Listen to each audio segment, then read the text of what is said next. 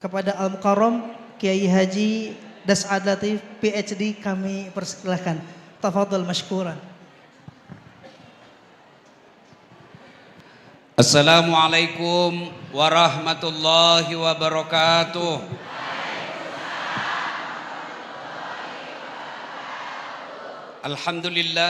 Alhamdulillahi rabbil alamin. Wa bihi nasta'inu ala umurid dunya waddin.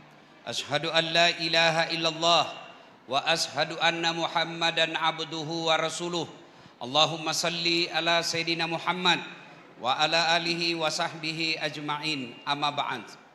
Ibu bapak, saudara-saudara sekalian teristimewa yang kita hormati, guru kita Kiai Didin, terkhusus Bupati Kabupaten Bandung yang insya Allah dimuliakan rahmati Allah Subhanahu wa ta'ala. Ketika ibu duduk sempat ini, setan berusaha menggagalkan agar kita tidak dengar ceramah.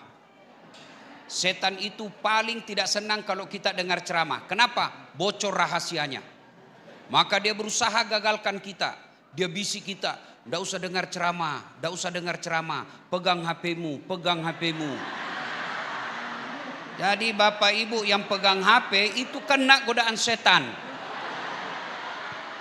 Ya, bagaimana mau dengar ceramah kalau kau sibuk begini? Ya kan? Sudah dikasih tahu, masih juga dia pegang HP-nya. Bukan lagi kena godaan setan, ibu sudah jadi setan. Simpan dulu HP-nya bu, simpan ya, simpan. Bisa? Bisa? Bisa? Ibu-ibu yang pegang HP, saya doakan suamimu kawin lagi. Amin. Kenapa bapak-bapak yang kencang? Kan dulu ya, ibu ya. Waktu saya maksimal sampai jam 2. Karena saya harus lagi balik ke Jakarta acara jam 3. Tadi malam saya baru tinggalkan ibu jam 3 subuh. Sampai sekarang belum tidur-tidur saya ini bu. Ya, jadi tolong hormati juga perasaan saya, simpan HP. Bisa? Ibu-ibu, satu. Ibu kenal Fir'aun? Tahu Fir'aun? Pak Bupati, Fir'aun itu manusia paling populer di dunia. Bahasa politiknya paling tinggi elektabilitasnya. Semua orang kenal itu Fir'aun. Gagah bu. Kemudian kaya. Yang kekayaannya sampai detik ini masih dicari di Mesir. Itu Firaun. Kaya, jabatannya tinggi, raja. Begitu perkasanya pak, tidak ada yang bisa lihat matanya Firaun. Takut semua orang lihat matanya.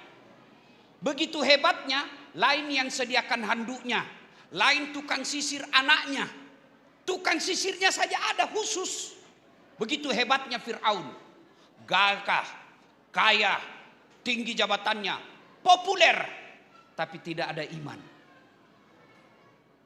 Hina di hadapan Allah. Mana buktinya hina? Allah vonis Fir'aun haram masuk surga. Kalau kita masih 50-50. Ada harapan masuk surga, terbuka juga peluang masuk neraka.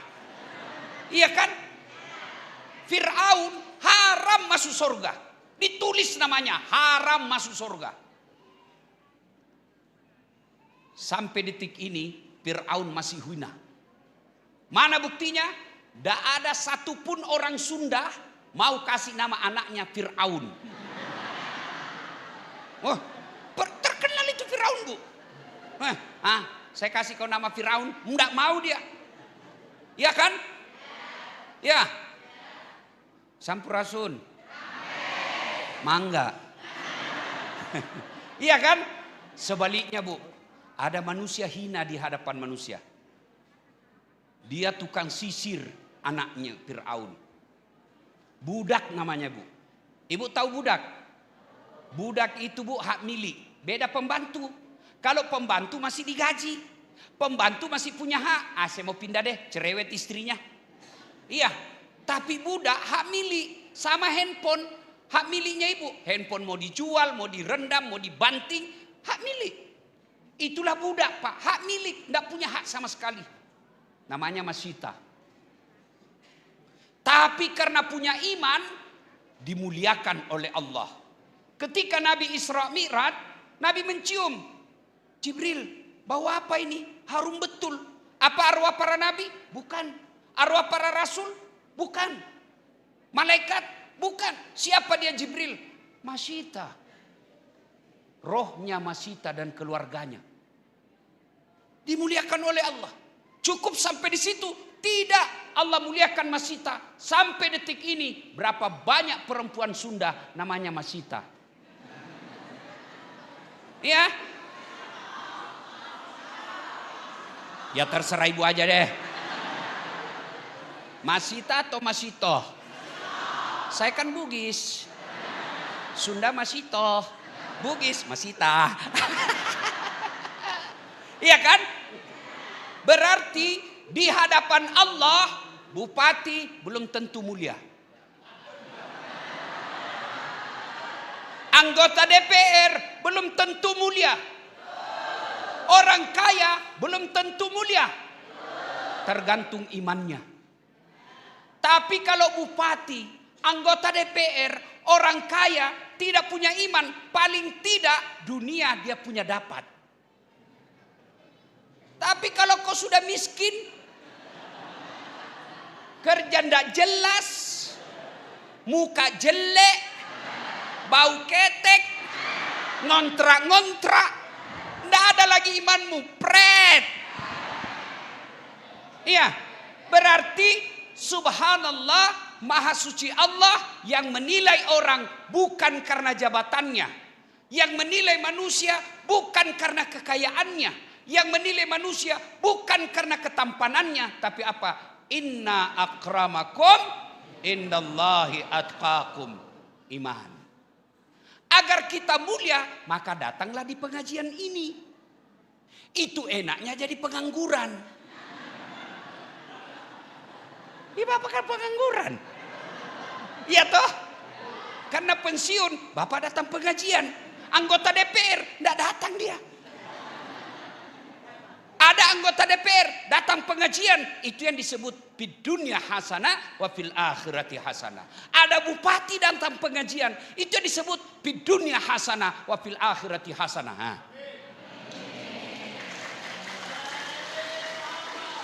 Pengangguran datang pengajian, mulia di hadapan Allah meskipun dia pengangguran. Anggota DPR tidak datang pengajian, paling tidak dia mulia di hadapan manusia, dia anggota dewan. Maka yang baik pengangguran, kau datanglah ke pengajian. Kalau kau tidak datang pengajian, sudah dunia hilang, akhiratmu pun hilang. Itulah yang disebut belembe.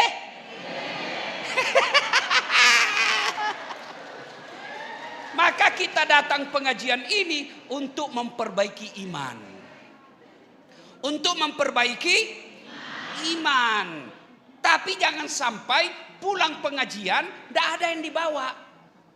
Hebat ceramahnya itu Pak Ustadz. Jago itu. Apa dia bilang? Saya sudah lupa. Maka pada pengajian ini saya kasih sedulur-sedulur. Apa? Kalau Sunda? Sok. Nah, Sadayan. Sudahlah, tidak usah bahasa Sunda, saya orang Bugis. Itu bedanya orang Sunda dengan orang Bugis. Kalau orang Sunda takut sama istrinya. Beliau ini takut semua sama istrinya nih. Kalau kami orang Bugis tidak takut sama istri. Cuma istri lebih berani. Saya kasih oleh-oleh. Apa oleh-oleh kita hari ini? 1. Tiada hari tanpa wudhu. Sederhana. Ya, Nabi itu tidak pernah lepas ada wudhunya. Bahkan mau tidur sekalipun beliau wudhu. Bahkan mau itu. Yang itu Tapi kalau sudah muka-muka sakaratil maut begini, tidak ada lagi casnya. Iya Pak. Nabi itu selalu ada wudhunya. Apa kehebatan orang yang selalu ada wudhunya? Innallaha yuhibbut tawwabina wa yuhibbul mutatahhirin. Dicintai Allah. Ibu saja dicintai KDM. Oh senang, langsung selfie. Hai guys, kita lagi sama pakai DM guys. Sudah bangga. Dicintai saja sama manusia pejabat kita sudah senang. Gimana kalau Allah yang mencintai hambanya? Mau dicintai Allah bu? Mau dicintai Allah? Sederhana dan mudah. Biasakan wudhu. Mau pergi kerja wudhu dulu. Mau pergi ngantar dagangan wudhu dulu. Mau pergi dagang wudhu dulu. Mau jemput antar anak wudhu dulu. Bahkan mau gosip sekalipun. Ya. Allah kalau cinta sama hambanya, kalau Bapak Allah cinta sama Bapak, apa yang Bapak minta pasti dikasih. Ya Allah berikan saya kesehatan, dikasih. Ya Allah berikan saya mobil, dikasih. Kok saya minta sudah ada wudhu, saya minta tidak dikasih. Yang kamu minta tidak baik. Ustadz, saya sudah 3 kali ini daftar akpol, tidak lulus. Allah tahu kalau kau lulus jadi akpol kau jadi koruptor.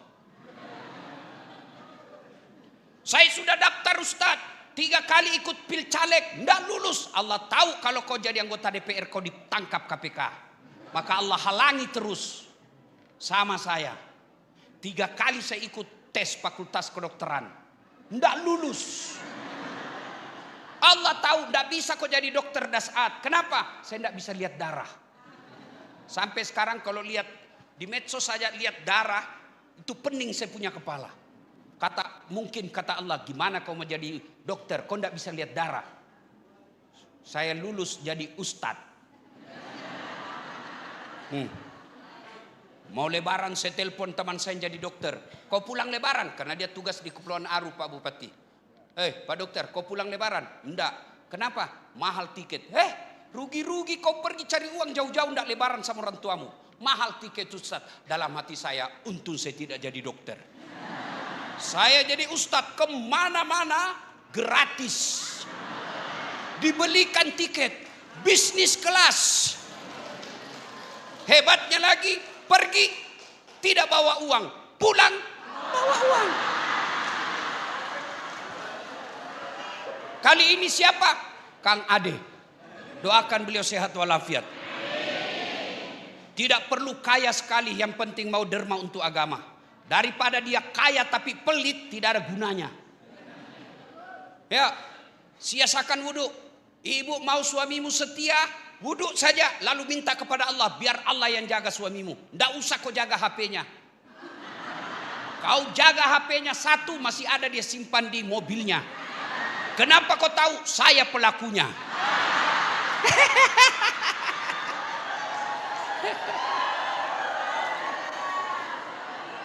Bu,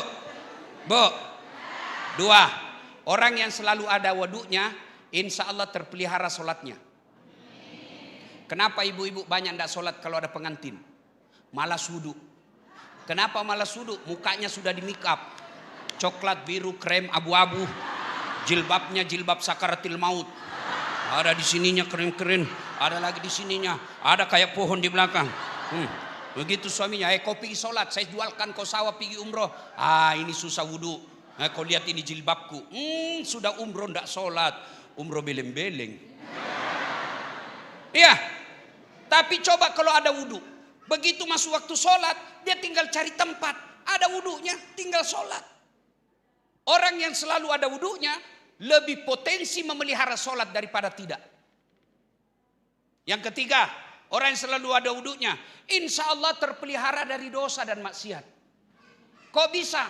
Nih coba lihat, Bapak Ibu kalau ada wudhu, jangankan sama orang lain, istri aja ndak mau. Ibu saya kalau sudah wudhu mau disentuh suami, padahal istrinya tuh Pak. Iya, itu istri yang halal. Saya rasakan waktu saya masih sekolah kuliah, kalau ada cewek naik PT-PT namanya angkot, saya tidak mau duduk dekat cewek. Kenapa? Takut ada wudhuku. Kalaupun duduk samping, rem saya pegang besi tahan. Tidak mau saya rusak wudhu. Tapi kalau tidak ada wudhu saya Pak, belum direm sudah nyosor. Berarti orang yang ada wudhunya terpelihara dari dosa. Ustadz, bagaimana jabat tangan? Syafi'i batal wudu. Imam Ahmad selama tidak ada nafsu tidak batal. Makanya saya kalau ibu-ibu, adik-adik mahasiswa saya yang saya ajar di Unhas, saya selesai ujian saya begini saja. Kenapa? Dia masih muda, saya juga masih muda. Dia cantik, saya tidak gagah. Lebih gagah Kiai Deden. Tapi saya penuh pesona. Ya, maka kalau adik-adik mahasiswa, tapi kalau ibu majelis taklim yang usia-usia sudah 70 tahun, saya jabat tangan lah. Nggak mungkin saya nafsu sama emak-emak. Nggak tahulah kalau emak-emak nafsu sama saya. Ya, orang yang ada wudunya terpelihara dari dosa.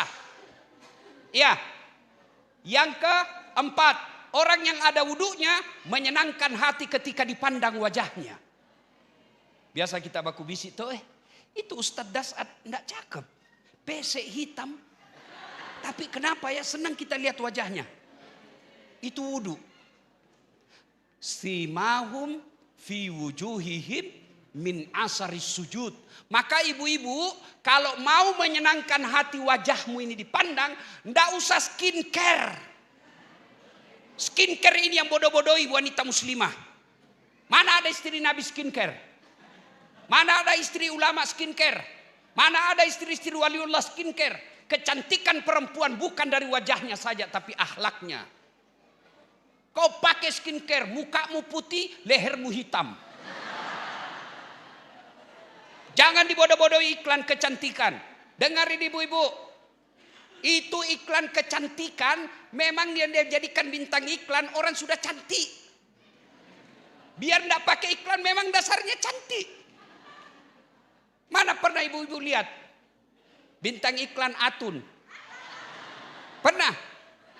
Atau siapa itu yang pelawak perempuan? Omas. Pernah lihat?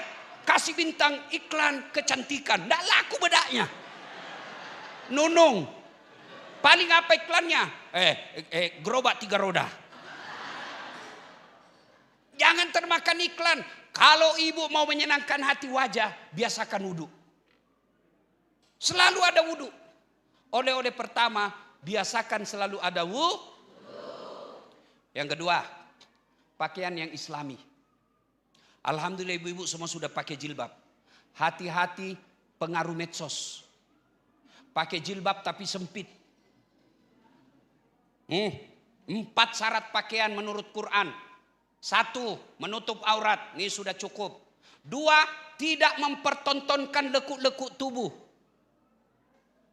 Jadi ibu kalau pakaian, cermin dulu. Depan, samping, kiri, kanan, belakang. Karena kadang nampak depan bagus, nampak samping pret. Ya, jangan marah bu ya, jangan marah bu ya. Saya cinta ibu karena Allah. Ya bu ya. Jadi pakai yang longgar-longgar. Ya, jangan terlalu sempit. Karena biar ibu pakai jilbab, kalau sempit tidak memenuhi syarat. Sekarang hati-hati pengaruh olahraga. Jogging. Tapi olahraga konten. Ada kamera di situ, lari. Sudah lari lihat, bagus saja. Ulang pak, dia ulang lagi. Lalu pakaiannya seksi. Ketahui Bapak Ibu, semua pakaian itu yang kita pakai nanti ditayangkan ulang di hari akhirat. Nih loh bajumu waktu kau pergi jogging Car Free Day. Kami laki-laki menderita. Sempit betul. Sudah putih, bening. Sempitnya, warna kulitnya, warna bajunya, warna kulit. Mirip betul warna kulit. Jadi kita membayangkan. Dia bilang, mahasiswa saya, kenapa kau lihat Ustadz? Ya pasti dilihat, barang bagus. Maksud kami ini laki-laki, tolong kita kerjasama. Cewek jaga akhlak, cowok jaga mata. Kami jaga mata laki-laki, tapi tolong perempuan jaga akhlakmu. Biar setengah mati kami jaga mata. Kalau kalian berkeliaran, habis amal kami. Dilihat dosa, Tidak dilihat. Barang bagus. Saya alhamdulillah ibu-ibu semua pakaian bagus. Tapi anak gadis. Bapak-bapak tahu enggak? 3 pesan Nabi sebelum keluar jasad, roh dari jasad beliau. Apa pesannya? 1 diantaranya, jaga perempuan di antara kalian. Nabi tidak bilang jaga anak laki-lakimu. Nabi tidak bilang jaga mobilmu. Jaga perempuan di antara kalian. Jangan sampai bapak rajin berjamaah di masjid, anakmu berpakaian seksi. Jangan sampai ibu rajin pengajian majelis taklim, anakmu berpakaian seolah-olah tidak ada rasa malunya. Nanti ketika di hari pengadilan, kenapa masuk neraka? Bapakku tidak pernah ngajar saya. Bapak begitu mau masuk surga, ibu mau masuk surga, tiba-tiba dipanggil sama malaikat. Ada anak-anak berteriak, ya Allah tahan itu. Itu bapak saya. Dia memang rajin sholat. Dia rajin puasa, dia rajin taklim, tapi saya tidak pernah ditegur berpakaian yang tidak beres. Dia biarkan saya karena dia tidak mau susah. Kalau saya masuk neraka, kenapa dia masuk surga? Ku anfusakum wa ahlikum nara. Itu makna itu. Jadi ibu, kalau anak mau lebaran, mau beli baju, jangan kasih kebebasan, antar dia beli baju. Dia mau beli baju seksi, kau beli, kau uangmu sendiri. Saya tidak mau bertanggung jawab di akhirat. Kalau kau mau saya belikan, ini yang syar'i. Berpakaian yang islami. Oleh-oleh yang ketiga, tiada hari tanpa sholat duha. Bu, kumaha? Kumaha? Damang. Punten. Nah, Bu, siapa yang ngatur rezeki di dunia? Yakin? Yakin? Saya kasih contoh kalau enggak yakin. Bapak-bapak tahu cicak? Tahu cicak? Apa dia makan cicak? Masuk akal enggak? 1 di dinding, 1 terbang. Di mana ketemu? Enggak ada bandaranya. Iya kan? 1 di dinding, cicak, 1 terbang. Enggak masuk akal kan? Tapi Allah yang jamin rezekinya cicak. Apa kata lagu? Cicak-cicak di dinding, diam-diam merayap. Datang seekor nyamuk. Datang seekor nyamuk. Nyamuk yang datang. Lagu tidak mengatakan cicak lompat ke nyamuk. Iya. Karena kalau ibu yakin rezeki Allah yang ngatur, maka minta rezeki hanya kepada Allah. Itu akidah namanya. Dia percaya la haula. Rezeki bukan Pak Bupati yang ngatur, tapi rezeki itu Allah yang punya kuasa. Caranya minta rezeki, Allah sediakan fasilitas minta rezeki. Apa itu? Sholat duha. Bu, mau bantu suami cari nafkah, sholat duha di rumah. Selesai sholat duha, 2 rakaat. Minta kepada Allah. Ya Allah, Engkau yang maha kaya. Engkau yang mengatur rezeki suami saya. Jika rezekinya masih di atas langit, turunkan ya Allah. Dengar doanya sholat duha. Dipaksa Allah. Itu kan dia bilang, kalau di atas turunkan, itu kan dipaksa Allah namanya. Minta rezeki, boleh paksa Allah. Kalau masih dalam tanah, munculkan. Kalau masih jauh, dekatkan.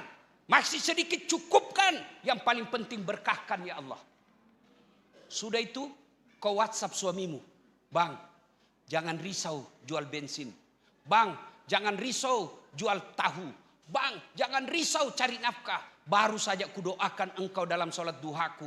Allah berkahi penghasilanmu. Salam sayang selalu dari istrimu di rumah.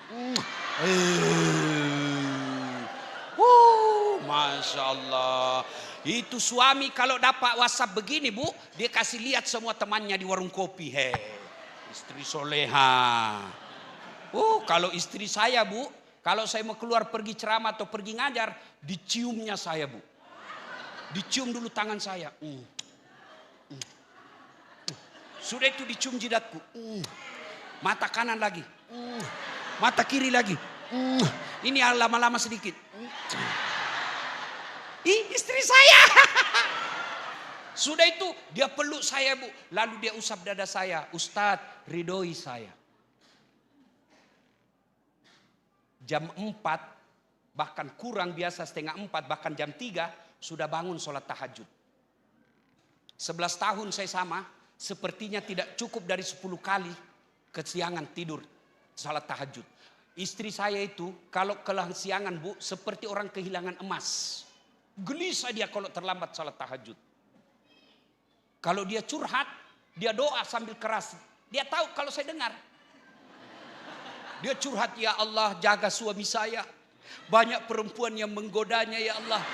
Saya tahu dia curhat. Kenapa? Dia tidak mau katakan itu. Karena dia hanya mengadu kepada Allah.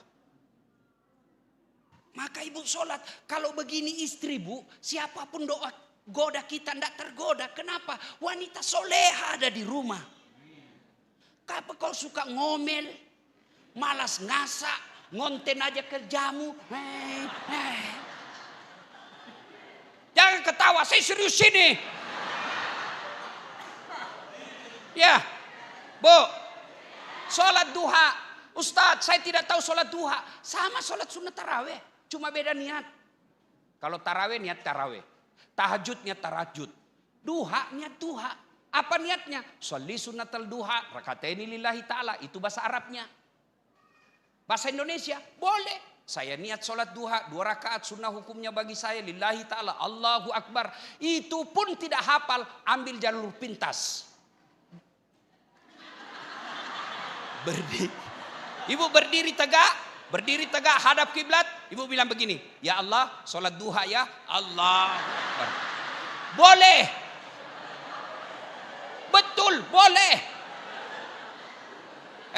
Sudah 2 rakaat, ulang lagi. Tuhan, masih seperti yang tadi. Allahu Akbar. Boleh. Daripada ibu tunggu hafal bahasa Arabnya. Bu. Ibu lagi duduk nih. Tiba-tiba muncul dalam hati. Aduh, saya mau sholat duha. Itulah niat. Tidak mesti dilafazkan. Maka coba lihat orang-orang Arab kalau bapak ke masjid, Masjid Nabawi, Masjid Haram. Itu kan orang Arab kalau jalan masuk masjid kan jalan. Allahu Akbar. Kalau kita kan pakai spasi dulu.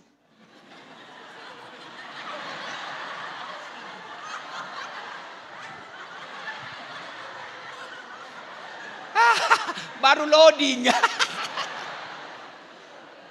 Oleh-oleh ketiga apa Ibu? 1, 2, pakaian Islami. 3, sholat duha. 4, lazimkan zikir taubat. Terutama bapak-bapak yang sudah muka-muka sakaratil maut ini. Pak, enggak usah lagi cari tambah ya Allah tambahkan jodohku.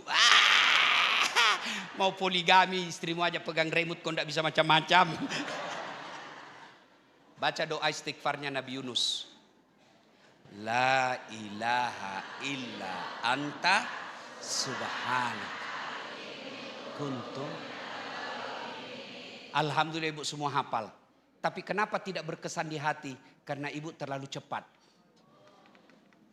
La ilaha illallah. Apa artinya itu? Makanya jangan heran. Banyak perempuan pegang zikir tasbih digital. Tapi tetap mulutnya gosip. Subhanallah.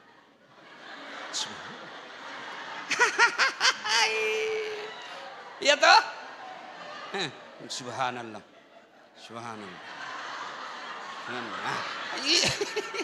Kenapa tidak berbekas di hati? Karena ibu terlalu laju. Biasa imam kalau zikir kan cepat betul. Saya biasa heran, sama-sama subhanallah, sama-sama 33, sama-sama mulai. Saya baru 11 dia sudah sampai. Kenapa? Kayak makan pisang goreng panas. Bismillah. Alhamdulillah. Coba, jadi bapak selesai sholat maghrib, nunggu isya. Bapak ucapkan banyak-banyak itu. La ilaha illa anta. Subhanaka inni kuntum minadz zalimin. Kalau bisa terjemahkan, la ilaha, tiada Tuhan, illa kecuali anta, engkau ya Allah. Subhanaka, maha suci engkau ya Allah. Inni sesungguhnya saya kuntum minadz zalimin, telah menzalimi diri saya sendiri. Bapak Ibu saudara-saudara sekalian, pulang pengajian ini mulai diamalkan selalu ada wudu. Berpakaian yang islami. tiada hari tanpa sholat duha. Dan setiap selesai sholat maghrib, dia lazimkan istighfarnya Nabi Yunus. Maka janji Allah, maqamam mahmuda, saya angkat derajatmu, derajat dunia, derajat akhirat. Ibu bapak saudara-saudara sekalian, ingin rasanya berlama-lama, tapi waktu jualah yang membatasi kita. Bu, sadayaan, ya, ini kan ada puncak pemimpin kita di kota, di Kabupaten Bandung. Ada bupati kan? Kita tagih beliau, datangkan lagi Ustadz Das'ad Latif. Ya kan? Ya Bu. Ibu pilih mana? Didatangkan artis atau Ustadz? Betul. Alhamdulillah. Itulah saya senang itu orang Sunda. Orang Sunda itu rajin betul pengajian. Betul. Di mana-mana saya pengajian, kalau Jawa Barat selalu ramai ibu-ibu. Masya Allah ya. Mudah-mudahan ibu-ibu ini dikaruniakan umur yang sehat. Anak yang soleh dan solehah. Rezeki yang berkah. Umur yang panjang. Masuk surga bareng-bareng. Usikum wa nafsi bitaqwallah, fastabiqul khairat. Assalamualaikum warahmatullahi wabarakatuh.